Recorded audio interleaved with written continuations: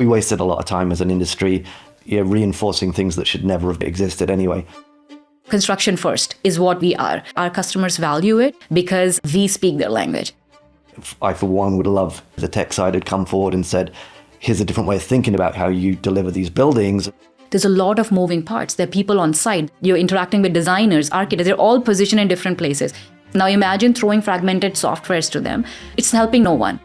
One of the best companies in the YC batch. Being able to hear journeys of Brian Chesky's and Sam Altman firsthand, it was life-changing. Hi, this is Siddharth Aluwalia, your host at Neon Show and managing partner at Neon Fund, a fund that has invested in some of the best enterprise AI companies between US-India corridor. Today I have one of our portfolio founders with us, Sneha and Graham. Sneha is the CEO at Merlin, Graham is the CPO at Merlin. Welcome to the Neon Show. Thank you. Thank you so much, Sid, for having us. I've heard a lot about this show. So as I was just saying before this, I'm super excited to be here, be sharing more. Long time coming. But hello, everyone, whoever is watching from whichever time zone and continent you are. We are very grateful to be the first investor in Merlin and play a small role in your journey. Oh, absolutely. I keep telling everyone, like, you took a bet on us. So you will always be the most special investor for us. You took a bet on us when, really, like, you came on board, was very nascent. It was an idea, and you truly, saw the journey, saw the big picture, and you've been with us. No, I think the journey has been amazing. Post Neon, you folks were one of the best companies in the YC batch, right? And post YC, the revenue, the growth, the trajectory, the team that you have built. So welcome, Graham, to the rocket ship. Thank you. Yeah. And so, Sneha, construction is one of the biggest industries in the world. And never the software was built for construction industry, right? Like NetSuite and Dynamics, which are the most popular software industry, they were never built for construction. So why hasn't any software built and scaled for this industry? Yeah. And, I have to start with saying that there are a lot of softwares, a lot of point solutions, but we are mostly talking about, end-to-end enterprise solutions. And I think I've said this before a lot of times, but it just feels very important for everyone to understand that every construction project is a financial project at the end of the day, right? So what an owner, a builder cares about is, end of the day, did I make money on that project or not, right? And that picture somehow is far from it's not as simple to achieve when you're sitting with 5 different point solutions and trying to get that picture live. You always, of course, then you'll proceed to Excel to do all of that. So point solutions, and I think they have done really good in terms of being upbeat with what the latest has been throughout the years. But an enterprise solution really would require some domain expertise here, and I think that's what it's lacking. NetSuite wasn't built for construction, nor is their focus here, right? There are some Procore was built for primarily PMing GC purposes. So again, section. And construction is huge, right? We are talking about many swim lanes. We're talking about developers, GCs, designers, architects, subs, suppliers. They all GCs are general contractors, right? Sorry, yes, general contractors. Yes, on the acronyms. But all of these people, they all come together to build, and especially when you're talking about commercial projects, residential, but bigger residential projects. And I think the domain and understanding is important to really hone in on what the pain point is. And that's what we believe we are able to bring additionally to the table, with not just a strong tech team, but also a good domain understanding, being able to build something that I wish I had when I was running some of my project for some of these smaller prefab companies. They all struggle with these concepts. And maybe, Graham, you can start with your background and what convinced you to join Merlin. No, for sure. So I've been in industrial manufacturing, but related to real estate for many, many years. So I started in sort of interiors and interior fit out, and moved into land development and a lot of multifamily, high rise construction, mixed use schemes, residential, hospitality, healthcare. So I came from an industry side in terms of execution, but always still with this sort of methodical manufacturing sort of systems thinking approach. As I built businesses in that space, first in London originally, and then in Canada and the US, scaling those contracting businesses was a priority, and the understanding is, as we were saying, is that this production layer in the sector, regardless of asset class, is where the pain lives. Like subcontracting, trade contractors, they own the pain. It's thin margin, high risk. Everything flows downhill to them, and so they have an inherent need for coordination and improvement. So I think that my background in that was certainly always kept me actively looking for support from technological solutions. I think 10 years ago, mobile technology and web apps and things started to enter into the consciousness of the industry and obviously the workforce. Again, the younger generation at that kind of at the bottom floor of that process were looking to use their apps, and quite frankly, they couldn't. And that so there was a lot of challenges there, with the ability of the industry to reorganize, change business structures, change processes so that those guys on the ground could actually be enabled in the way they wanted it to be. Fast forward to what changed, and what has changed for us is that AI is that defining differentiator. The volume of data required to coordinate all those things, from the light fixtures to every other aspect of the project. There's so much volume and complexity and dependency there, and quite frankly, AI is the only thing that can solve for that. So I was out there looking for companies that understood that and had the technological the sort of raw ingredients for that, and was lucky enough to come across Merlin, and like very happy to join that project because we seem to be connecting at a very important moment for the industry, as it's certainly sort of moving from this policing mentality, and now we're really focused on orchestrating that production layer. So Sneha, if you can share, you worked in construction industry for 10 years before starting Merlin. What were your insights that led you to start Merlin? Yeah, I think my perspective coming from manufacturing to construction was actually very valuable. And as people who have been with me know that I started in the offsite construction, so industrialized construction side. So it was so valuable to bring my understanding from what I did in manufacturing to here, where the customers were able to unlock our operational efficiencies. And while manufacturing still needs a lot of work, right, construction was worse. And so that was a clear Yeah. that was like right there, open on the table, laid out for me to go solve for. And then KS came in, and it was like a perfect mix where I understood what the problem was. And we did go through our own round, our journey, right? It didn't just happen in a day. We did some side projects. I did a lot of side projects. I pulled KS in. He was going through his own exit. And it's not that we figured and we had a dream and okay, we got to solve for the whole, and the whole enterprise. It wasn't like that. And that's the good part of it. That's the fun part of it, where a lot of this came through and from the customers. So when I was running an ops floor for a prefab truss and panelization company, they had bigger problems, not just on the manufacturing floor, but on the financials as well. And they were constantly using smart sheets. And I believe Dynamics was their source of record, right? Despite having Dynamics, also using smart sheets and using Excel was a phenomenal failure for them. And so seeing that, and slowly we started with financials and ops only. And then we said, well, it doesn't make sense. The supply chain has to be brought in. And that's how the whole journey started. And we were like, well, yes, it all makes sense. 3-4 companies, we are seeing the same. It's repetitive. It's the same problems. And that's how the company came into being. But the journey in it, a lot of organic feedback coming from our customers solidifies that the need is there. There's a lot of pain in how they're running the business today, despite being thrown at being at the at the verge where they have a lot of softwares at it. Just validates very strongly the need for what we are building. And can you share more about the executive team at Merlin, the co-founders, and the broader team? Yes. And where are they based out of? Yes, absolutely. So I am here in California. So Southern California, Orange County is where my base is at. And I've been here for some time. We were in Bay Area for KS has a Bay here, KS, who's leading the entire tech and a little bit of product along with Graham is based out of Bangalore, but he has his base here in Bay Area as well. Again, a little background on him. He has been on your podcast. So I'm sure some of the viewers have already heard about him, but he comes from deep tech background. He has built and sold fintech. 0 to 1 has been his journey for forever.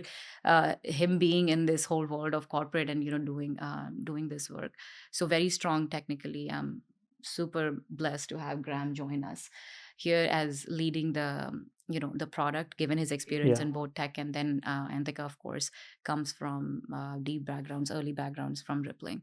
So a very good mix of what we are doing here in terms of not just building great tech and in the time that we have. And of course AI has facilitated being able to build so much product so fast.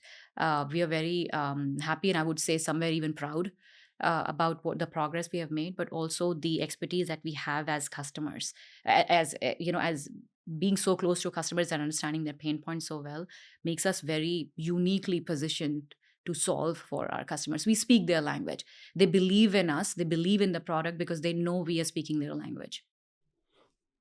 And in your journey to build this far, right? So what have been the biggest challenges till now? So there have been quite a few, right? But bigger, we have our own execution challenges within the company, which is a growing pain Yeah. point with for any company.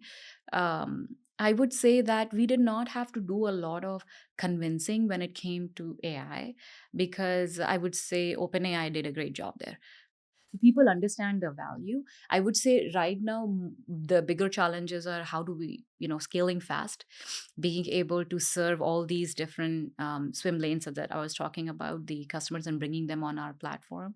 um, the adoption and change management is a thing in construction. I mean, let's be honest, Yeah. let's face it, right? People are very well equipped to be able to build a home or a building. That's what they do day in, Yeah. day out. And that's where us as as software providers have to come in and understand and make that part easy. Nobody, we a lot of fat fingering happens on site, Yeah. right? They're not used to picking their phone and looking at those. They don't want to do that.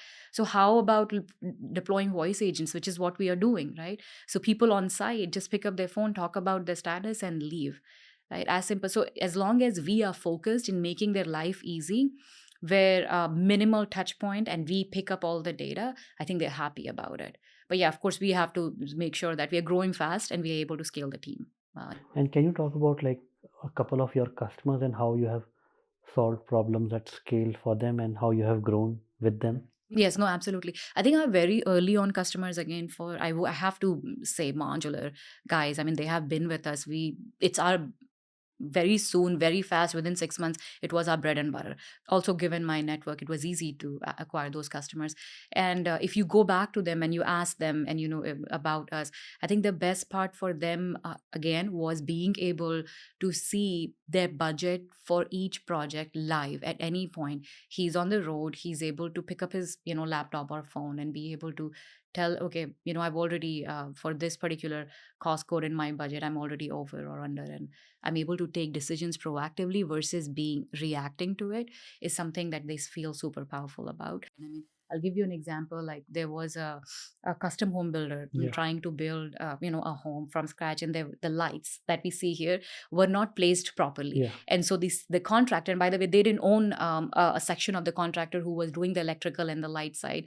And he just spoke and took a picture and he uploaded. And the lady and who was sitting in back office, who would usually verify, got a notification, and she was like, well, this is all wrong, it was not placed correctly, and they didn't probably read the design correctly. Yeah. And they could catch it within the same hour that he updated it, and they were able to change the connections and change the placement. Otherwise, imagine after the drywall and everything done, Yeah. and this being able to caught at the inspection time, it's hard because owners are not visiting Yes. the site in progress every day.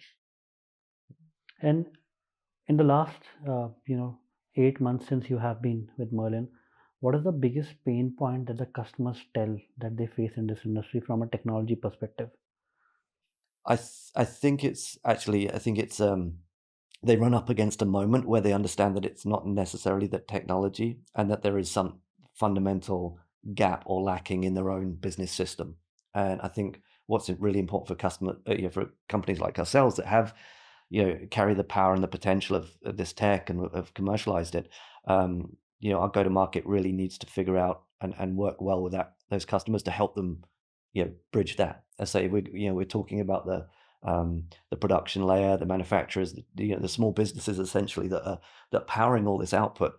We need to be very real with them about how to bring them into a way where they can leverage the tech for what it is, and so I think again as a company that means that we have to be always focused on bringing not just the tech but the knowledge and the ability and sort of leveling up or helping our customers to level up their thinking around that. So I think it's no longer an adoption challenge. It's not an objection. It just there's some contradiction in the way these businesses operate today. That means they need to adjust to really get the benefit. And I think that's where collectively we're heading now. We're just getting to an inflection point where those things are going to be somewhat rationalized and figured out, and we can all move forward.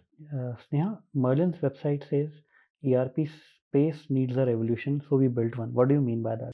I think this term was coined long back when the sages of the world and these NetSuite of the world were starting up. I think ultimately what we want to call ourselves is we are an end-to-end enterprise operating system for for any company that exists today. But because ERP is a more known term than calling an enterprise software, it just made sense that we put it out there where, look, we are not that point solution where you can come in and place a purchase order or maybe come in and map your scheduling or process flow or some kind of project management. No, we are everything. We start with your CRM. We are not your marketing partners, sure, so no problem there. We start with your CRM, your true customer relationship management, to then actually taking your designs. And again, we don't do designs, but we'll take your designs and do your estimating and takeoff. That will lead to a bill of materials, which you will use to go buy and tell you that you have enough. If you don't, and if you don't, then this is when you should buy based on your lead time. And then, many agents coming and doing that job, that will impact your schedule to then impacting your labor, your material costs, all of them sitting on your P&L, on your books. So we own that whole execution side from customer to finally you being able to deliver it and seeing if you made money or not. And if you didn't make money, we'll also be able to tell you in 3 months that, hey, looks like, utility isn't working out very well for you. You're losing money. You might as well focus in a single family or something else. Like that's the insight that you will value and you want to be having at at your fingertips to be able to sit down in that business review meeting with your leadership and take those decisions. And, enterprise resource planning has existed for the longest period of time in construction. So why are not customers happy with the old solutions like NetSuite and Oracle in this industry, or even with Procore? Yeah, so I think I would say ERPs are very prevalent in manufacturing, lesser here, right? Again, as I said, like a lot of people don't even know what that is. Procore is not really an enterprise solution. They're really very popular and very uniquely positioned to solve for general contractors from a project management, a little bit of financial side. And that's what the role, and I will of course have Graham speak a little bit about general contracting, but it's mostly about PMing. So I will leave a Procore a little bit aside. But as far as NetSuite and Dynamics and SAPs and Epicor, SysPro, all of which we have replaced, Odoo also, by the way, the latest to join the bandwagon. Like all of these were not built for construction. Let's be honest. They came from a different industry. They are trying to be able to, rightly so, they would like to, capture all the industries. But when you're not uniquely built for this particular industry, you really don't understand the pain points that well. And that's where we are different because we were built by and built for. So construction first is what we are claiming, and we are. And that's where our customers value it, again, because we speak their language. And so when you're not uniquely able to understand what the pain points are, you're really truly not solving for it. And if there is feedback from the customer to solve for it, you will take time. And, there's money involved. We know that, these ERPs are $1 billion company, and there is an adjacent consultant industry that is sitting only because the ERPs are not working the way it's supposed to be functioning. There's a whole suite of add-ons that exist today just to keep up with the functionalities. So there's a lot of gaps I've just highlighted about, and that's what we feel is ready to be revolutionized, changed, disrupted in many, many ways, with especially AI coming in the space for us. I think there's another aspect of that worth highlighting, which is that it's just fragmented. So if you really profile who those participants are in a typical construction project, they're highly interdependent on other entities. They're collaboration with multiple businesses. The project is collaborative. The risk is distributed, and so again, coming from a very linear manufacturing mindset or sort of traditional ERP doesn't really map well into that business dynamic. And then you bring into the question of scale, like who these SMBs are, what their resources are, how sophisticated they are, what their realities, and it's about prioritization. Obviously, at some point earlier on, the large ERPs probably just said, well, it's not worth it. We don't focus. These guys got no money, and so it's a kind of compounding problem. You've got businesses that are high risk, thin margin, struggling, suffering with poor process.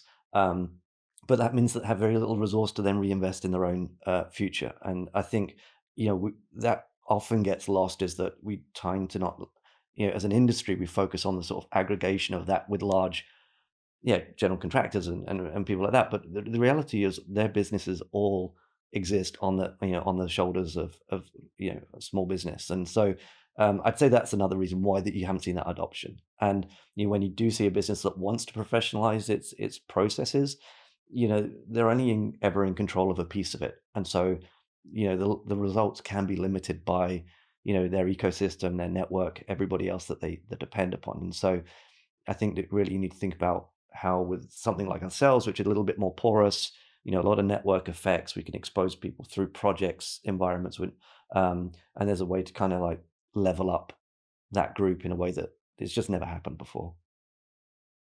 Then why does AI native architecture of Merlin make sense by timing for this industry? Like, this industry is not like the biggest adopter of technology or AI.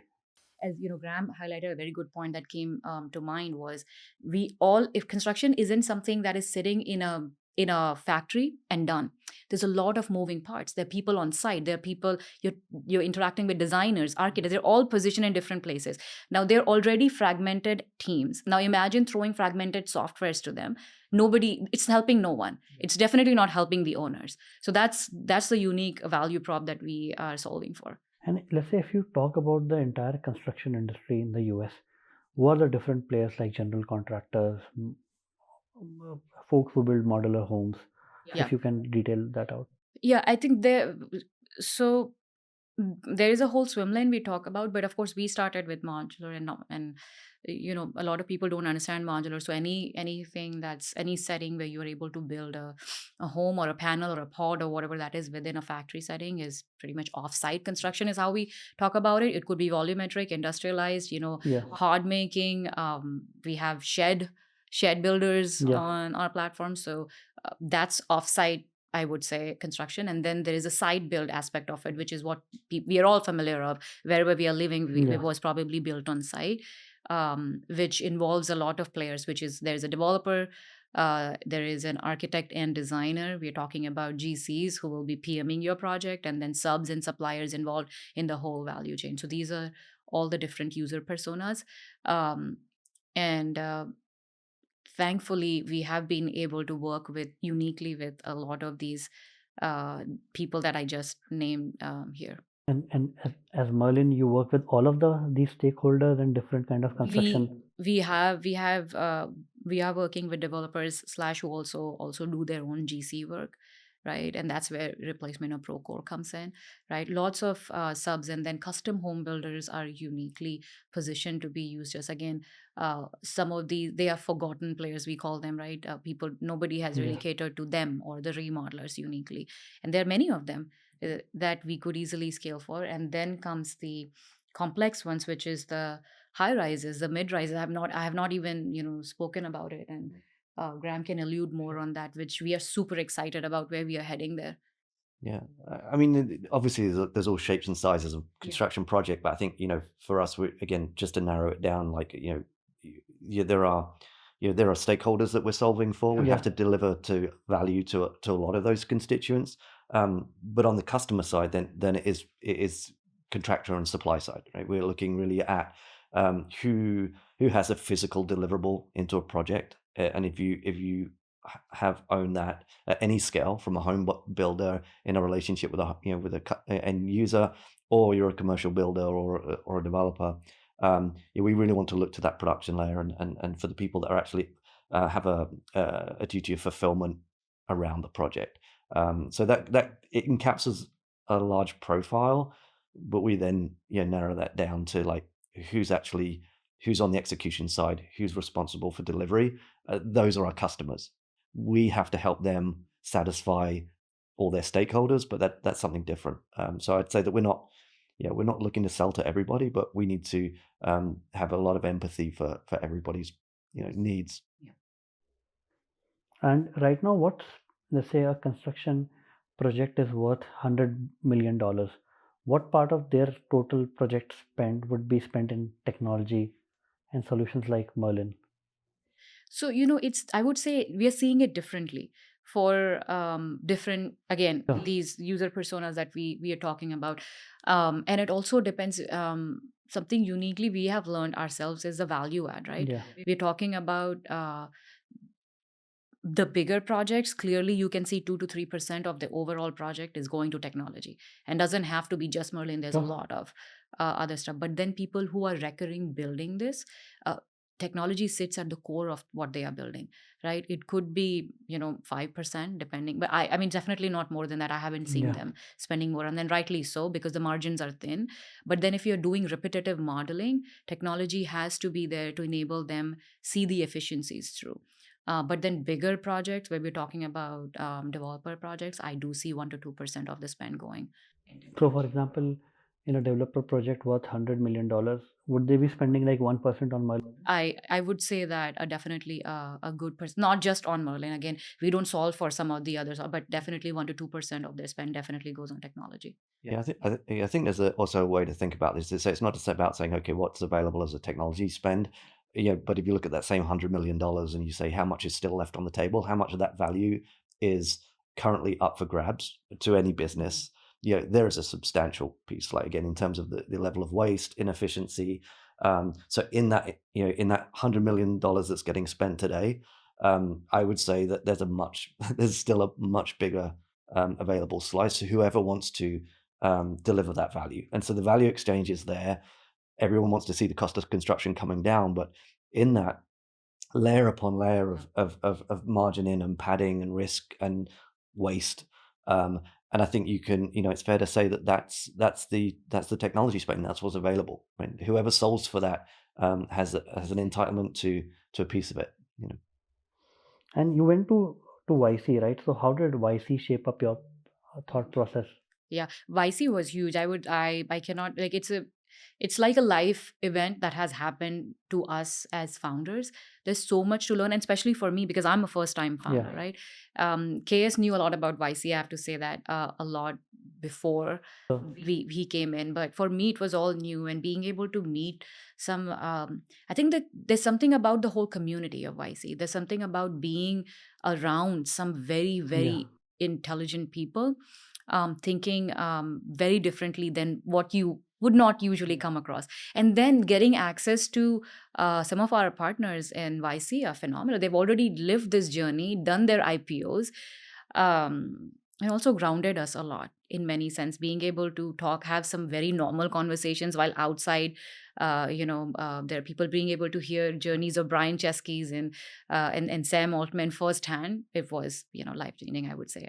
Has shaped a lot, thinking about building what people want, and our 0 to 1 journey. They have a huge impact on all of us as founders. Amazing. And what role did Neon play, if any, in your journey? Of course, yes. Yes. And again, I said, like, Neon came to us with us and been supporting us even before YC. You were the one who actually pushed us to like literally on top of us to go apply to YC. So we'll always be, again, you're super special. You'll always be. KS and I recognize that you believe, I'll say, like, not a lot of investors understand the play of vertical SaaS, and forget about understanding in the world of construction. A lot of investors would come us to build their own thesis. So you were able to understand us, the problem we are solving. And I'm guessing that we are, one of very, the only construction portfolio only that you construction. have, right? So the fact that you took a bet, you really truly played the role of an investor where you're taking the risk. A belief in UNKS rather than the bet on the construction industry. Yeah, I mean, and you understood, right? We were talking construction, and even like you being able to take a bet on us, I think it was very important, and it propelled us in the right direction. We got some early contracts even before getting into YC, and Sid, have to say, like, your direction. We talk a lot, so it's we have our own relationship with with myself, with KS. So your guidance, your network has been very, I would say, monumental and impactful in us getting to know it's not always about getting to know other investors, but also some great founders that we keep talking about. So whoever is watching has to know that uh, it's been great working with you all, but the support that we get from Neon is phenomenal. We are blessed and thankful for that. Thank you for that. And if you see from 30,000 feet apart, right? Who are the current players in this construction industry, from tech wise or non tech wise, that are solving specific that you respect a lot? Your early tech interest in construction, came with a lot of ability, but made too many assumptions about the industry knowing what it needed. And so a lot of early deployment of capital went to, hey, we could do these things, we could do it for you. What do you do? Tell us about it. We can make it faster. And so much of the last 10 years, and so you could say wasted, it's moved, it's changed, no doubt. Procore, without doubt, has finally broken through a level of digitization of a section. But at the same time, what it's done is actually crystallized and cemented and locked in and embedded, the existing behavior. I, for one, would love at that moment if the tech side had come forward and said, here's a different way of thinking about your output. Here's a different way of thinking about how you deliver these buildings, and gone to that level. So I think we wasted a lot of time as an industry, actually just reinforcing things that should never have been, existed anyway. By that, I'm saying that now I start to see a shift in focus. I'm seeing, and whether it is in point solutions, but there is definitely a sentiment towards looking at how the work actually gets delivered. So the ones that excite me, I would just say, like Kojo, I think is a good example. People that are active in the supply chain side, who are thinking about how the work actually gets done, how to enable that process, and take out some of the ridiculousness of that. So now seeing those companies getting funded, seeing them getting their traction, seeing their potential as sort of strategic partners in bringing that, enabling that, I think that's what really gets me excited. I think, again, we're at this moment, the point solutions are challenging. So there is, I get excited by what these point solutions are capable of, how they're able to take a very small wedge and solve for it, and create those workflows. But by their go-to-market strategy and by entering in the market the way they do, very focused on a very small piece of the problem, again, it's exhausting. It's exhausting to spend. It creates a lot of white noise for buyers to figure out how to navigate that. So I think, good things happening with the actual tools, good things happening at a high level, moving towards a different area of the business and going beyond just the control layer or the policing layer. Now we're obviously we're waging our futures based on those things consolidating somewhat, and I think moving. No one's there yet, but this step towards true agentic, proactive orchestration, that has to be next, right? And today, if you think from perspective that what would it take Merlin to become, let's say, a 10 mil ARR company, and then 50, and then 100, what would, as a CEO, you think what is needed to reach there? That's the investor question, but okay, let's answer that. Yeah.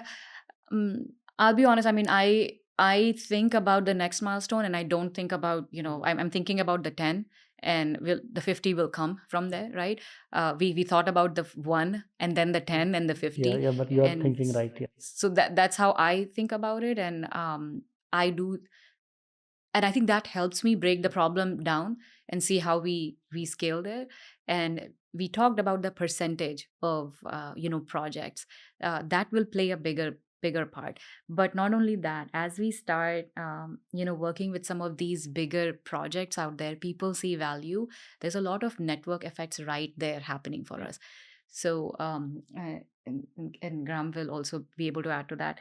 So we see that playing a bigger role. But not only that, there is a scale here, right? We own the whole transaction piece, Yeah. right? And we are not even doing anything about it. That's right there for us, money on the table, and we will get there. So there's a whole marketplace right there where people are coming to us, where we could play a very nice role in bringing that segment to some of the builders, and it will be mutually beneficial, not just for us, but our customers as well on both sides.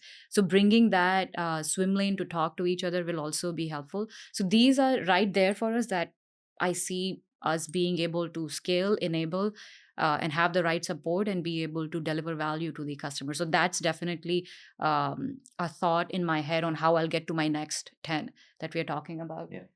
No, I think that's right. I mean, I've sort of made several points that are sort of to the detriment or the negative side of the existing industry. I mean, the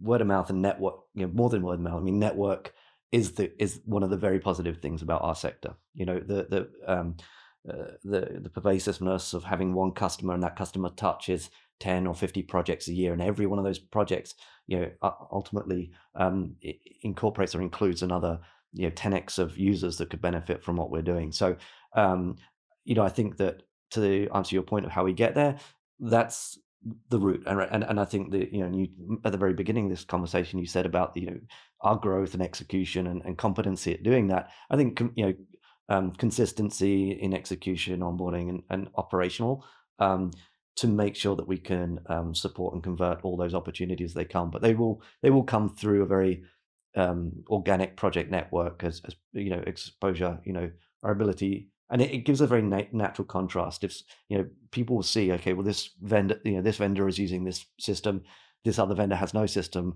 First thing they're going to do is advocate for a change, and that proof of concept gets out there quickly. And Merlin is a very unique company in Neon portfolio, where you never have a sales constraint.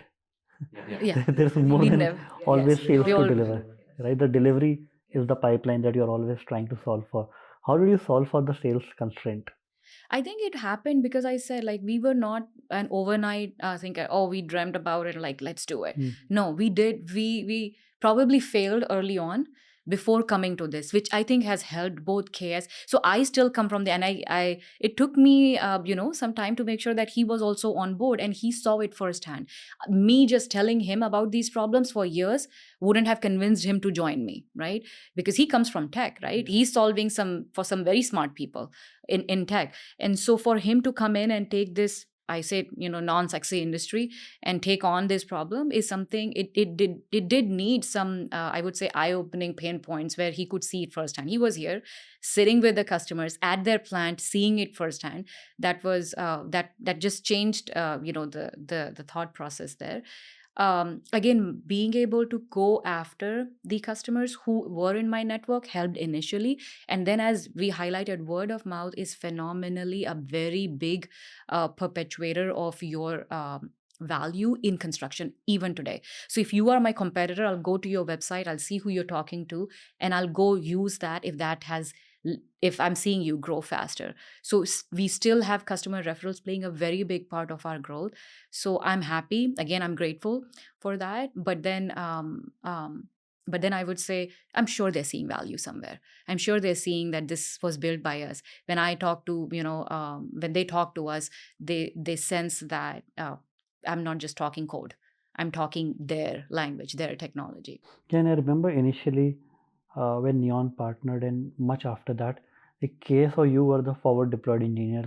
We were the forward deployed engineers, yes. So how did you get the insight of being the FDs for your initial customers or even the customers today? So because I was doing some, I would say as a, on the side, some, I don't like using the word consultant, but consultative kind of work that helped me a lot, right? And I was actually running the project on the floor. Like, hey, did this material get ordered? How did you do it? What are you doing on that smart sheets? Sometimes even building the pivot tables and things like that because they were not ready Yeah. for the software. And then slowly transitioning from that. Imagine me sitting down and doing that Excel, and now you can do it on your own. All the data being fed, and Yeah. the answers coming to you instead of waiting for someone to answer your phone call. I think that changed somewhere the idea of the customers, and they could see through, I would say, that yes, it's possible. Yes, I don't have to sit down and hire someone to just do data crunching for me. So that early journey has been super valuable. And as a first time founder, what kept you going? Because Yeah. you had a great life, so why take so much pain as a founder? um it's exciting, it's fulfilling, I would say. I have to say KS's journey has definitely had some influence on me, kind of liking this, um and probably having a journey of my own. I sometimes feel that I could have started sooner, but there's always Yeah. a right time. What keeps me going is the passion to change this industry. I feel we are underserved in terms of there aren't very many intelligent people who are trying to solve for us, and we are the people. Yes, great, I mean, go solve for those tech companies, but they're already tech enabled. How about looking at us? We are doing some really hardcore jobs out there. We could use some help in improving efficiencies. And I think even today I'm still as passionate, and I probably will, and I hope to continue that. And I see I'm able to reflect that passion in my co-founders as well. We are solving for some very important people, I would say. Everything around us was built by someone Yeah. somewhere, and you probably don't get to see the journey as often. If you ever have time, go to a construction site, see the pain points for yourself. It's not easy, and being able to solve for them is very gratifying, I have to say that. And how did you convince KS to join you as a co-founder initially? Because like he was one of the first engineers in Swiggy. So at Swiggy IPO, he already made the money. Yes. Yes, with his IP he already had made them. We all, for all the viewers, he's my brother Yeah. too. So there is some, influence within the family. But we talk a lot. We used to talk a lot. So he knew my pain points even in manufacturing. It's not that manufacturing has cracked it. They need help too, and we'll get there. Yeah. We'll get to that sector as well. So he knew about it, and we used to throw ideas around, but it never materialized. But when this kind of work started, the whole prefab and panelization work started coming What to is me. prefab and panelization? Prefab is again an aspect of manufactured construction. Now they don't really prefab. Some people could fabricate the full home. Some people will only do truss and panelizations. Some of these panels, actually, if you go to your downtown buildings and all of that, your wall panels and all of that, we manufacture in a factory setting and ship it and then install it on site. That journey influenced KS a lot because he was able to sit on site with my customer and build it for them. He has actually lived in at a customer site for a few months and seen the journey himself to appreciate the pain point and the product that we are solving for. And any founder that is going to start in a hard industry like construction, there can be manufacturing, it can be shipping, for example, any tough vertical. What would your advice, right? How to navigate such a tough industry?